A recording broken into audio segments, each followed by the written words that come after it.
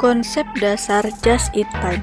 Just in time adalah suatu konsep di mana bahan baku yang digunakan untuk aktivitas produksi didatangkan dari pemasok tepat pada waktu bahan itu dibutuhkan oleh proses produksi, sehingga akan sangat menghemat biaya persediaan barang.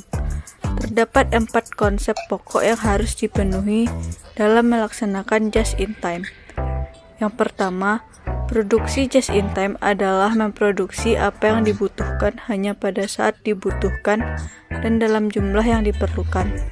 Yang kedua, autonomasi merupakan suatu unit pengendalian cacat secara otomatis yang tidak memungkinkan unit cacat mengalir ke proses berikutnya. Yang ketiga, tenaga kerja fleksibel. Maksudnya adalah mengubah-ubah jumlah pekerja sesuai dengan fluktuasi permintaan. Yang keempat, berpikir kreatif dan menampung saran-saran karyawan. Selanjutnya, perbedaan sistem just in time dan sistem tradisional.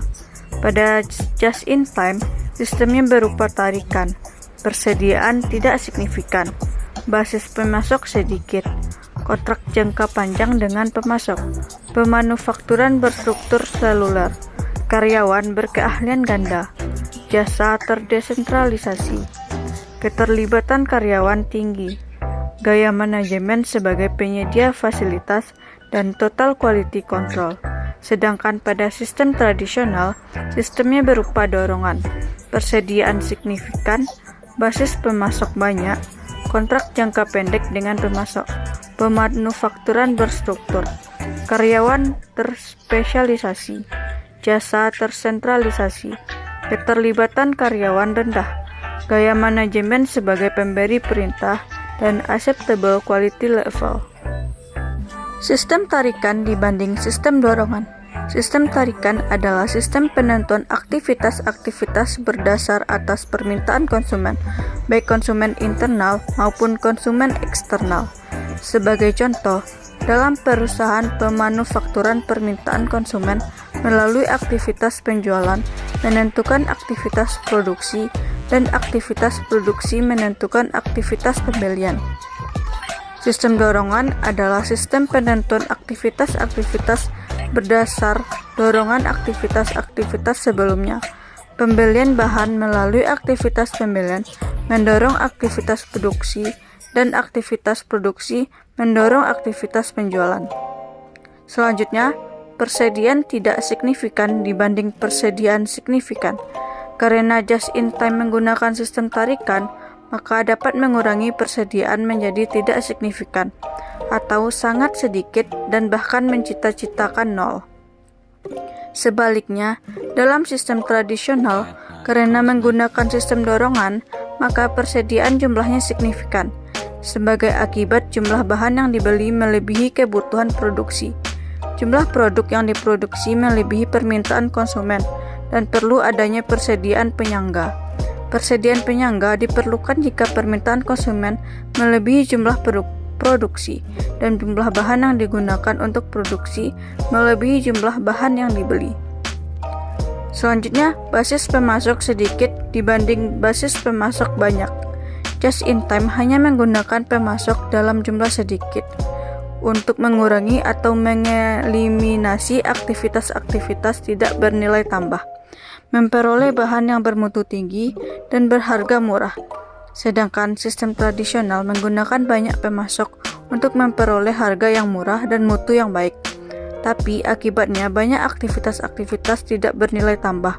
Dan untuk memperoleh harga yang lebih murah, harus dibeli bahan dalam jumlah yang banyak atau mungkin dengan mutu yang rendah. Dan selanjutnya ada kontrak jangka panjang dibanding kontrak jangka pendek. Just in time menerapkan kontrak jangka panjang dengan beberapa pemasoknya guna membangun hubungan baik yang saling menguntungkan, sehingga dapat dipilih pemasok yang memasok bahan berharga murah, bermutu tinggi, berkinerja pengiriman tepat waktu dan tepat jumlah, serta dapat mengurangi frekuensi pemesanan. Sedangkan tradisional menerapkan kontrak-kontrak jangka pendek dengan banyak pemasok, sehingga untuk memperoleh harga murah harus dibeli dalam jumlah yang banyak atau mungkin mutunya rendah. Struktur seluler dibanding struktur departemen. Struktur seluler dalam JIT adalah pengelompokan mesin-mesin dalam satu keluarga. Biasanya ke dalam struktur semilingkaran atau huruf U, sehingga satu sel tertentu dapat digunakan untuk melakukan pengolahan satu jenis atau satu keluarga produk tertentu secara berurutan. Setiap sel pemanufakturan pada dasarnya merupakan pabrik mini atau pabrik di dalam pabrik. Penggunaan struktur seluler ini dapat mengeliminasi aktivitas, waktu, dan biaya yang tidak bernilai tambah. Sedangkan struktur departemen dalam sistem departemen adalah struktur pengolahan produk melalui beberapa departemen produksi sesuai dengan tahapan-tahapannya dan memerlukan beberapa departemen jasa yang memasok jasa bagi departemen produksi. Akibatnya, struktur departemen menimbulkan aktivitas-aktivitas serta waktu dan biaya-biaya tidak bernilai tambah dalam jumlah besar.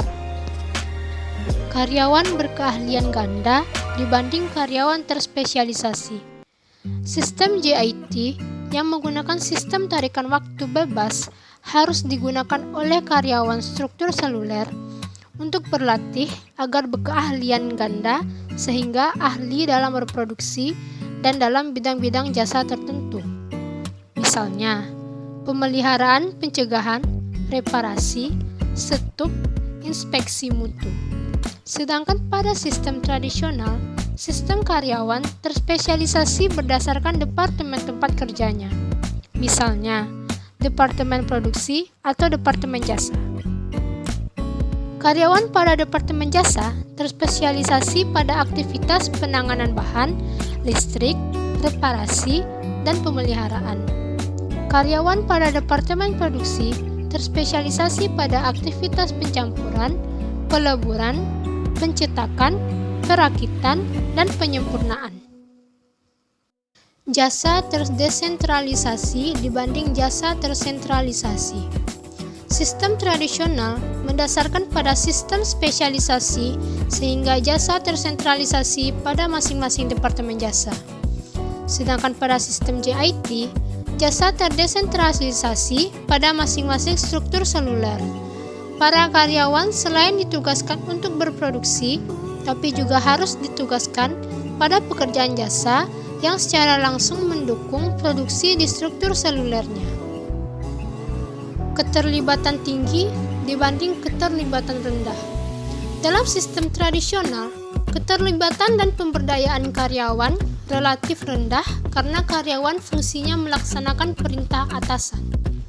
Sedangkan dalam sistem JIT, manajemen harus dapat memberdayakan para karyawannya dengan cara melibatkan mereka atau memberi peluang pada mereka untuk berpartisipasi dalam manajemen organisasi.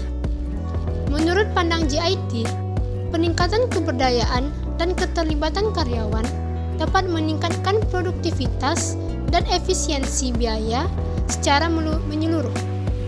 Para karyawan dimungkinkan untuk membuat keputusan mengenai bagaimana pabrik beroperasi. Gaya pemberi fasilitas dibanding gaya pemberi perintah. Sistem tradisional umumnya menggunakan gaya manajemen sebagai atasan karena fungsi utamanya adalah memerintah para karyawannya untuk melaksanakan kegiatan. Sedangkan pada sistem JIT memerlukan keterlibatan karyawan sehingga mereka dapat diberdayakan.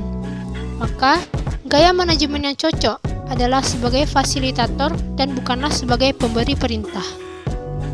TQC dibanding AQL.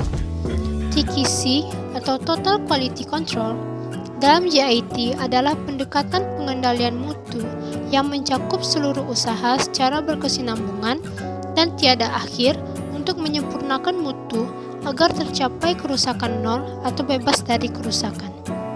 Produk rusak haruslah dihindari karena dapat mengakibatkan penghentian produksi dan ketidakpuasan konsumen. AQL atau Accepted Quality Level dalam sistem tradisional adalah pendekatan pengendalian mutu yang memungkinkan atau mencadangkan terjadinya kerusakan, namun tidak boleh melebihi tingkat kerusakan yang telah ditentukan sebelumnya. Baiklah, saya Muhammad Irfan Salim. Yang pertama di sini saya akan menjelaskan tentang konsep backflash costing dan hubungannya dengan JIT. Backflash costing merupakan pendekatan akuntansi yang memendekkan arus biaya produksi dengan tujuan untuk mengurangi sejumlah kejadian yang diukur dan dicatat dalam sistem akuntansi. Perusahaan yang menetapkan JIT menggunakan metode backflash costing. Metode backflash costing membantu perusahaan dalam proses produksi yang tepat waktu. Backflash costing akan menyederhanakan sistem costing tanpa harus kehilangan informasi yang relevan dalam pembebanan biaya produk. Yang keempat, analogi dasar dari akuntansi keuangan. Dua metode persediaan yang berbeda digunakan oleh perusahaan manufakturing, yaitu metode perpetual dan metode periodik. Dalam metode perpetual, akan persediaan barang dagang didebit untuk setiap pembelian barang dan dikredit untuk harga pokok dari setiap penjualan barang. Tujuannya adalah untuk mencatat setiap peningkatan atau penurunan dalam akun persediaan, sehingga tersedia catatan proposal dari biaya barang yang barang dagangan yang terdapat dalam persediaan. Akuntansi terinci dalam jumlah yang signifikan dilakukan dalam metode ini, dan hal ini biasa dianalogikan dengan penelusuran terinci atas barang dalam proses yang diperlakukan oleh perhitungan biaya berdasarkan pesanan dan perhitungan biaya berdasarkan proses untuk perusahaan manufaktur. Akan tetapi, metode persediaan periodik membiarkan saldo awal dari akun persediaan barang dagangan tidak berubah selama periode akuntansi. Penyesuaian di akhir periode dibuat agar saldo akhirnya sama dengan hasil perhitungan fisik. Harga pokok penjualan yang merupakan setelah aliran keluar dari barang dagangan untuk periode akuntansi tersebut dihitung dan dicatat hanya di akhir periode. Hal yang dilakukan dengan menambah saldo awal biaya persediaan barang dagang ke total pembelian dan menguranginya dengan biaya persediaan akhir.